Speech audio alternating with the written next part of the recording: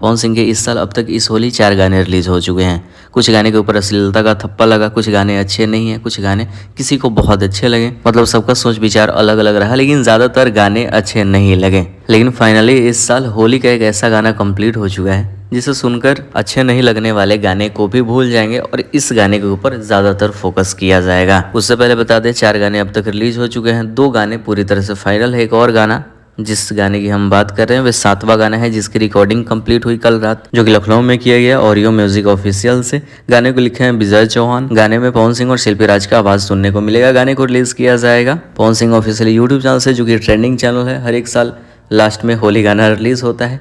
पहले वाला गाना अच्छा ना हो कोई मैटर नहीं करता, लेकिन लास्ट वाला गाना जो ऑफिशियल से आता है बहुत बेहतर होता है। और एक इंटरव्यू में विजय चौहान ने इस गाने को लेकर खुलासा भी किया कि 2012 वाला फील कराया गया है गाना।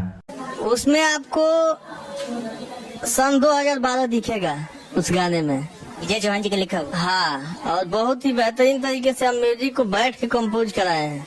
तो इंतजार बस कुछ दिन का। इस साल का होली का सबसे बड़ा गाना आ रहा है।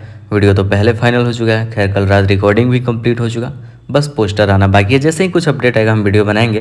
बाकी कोई अपडेट चाहिए तो इंस्टाग्राम पे भी मैसेज कर सकते हैं, शेयर कीजिए इस वीडियो को। मिलते हैं नए वीडियो के साथ।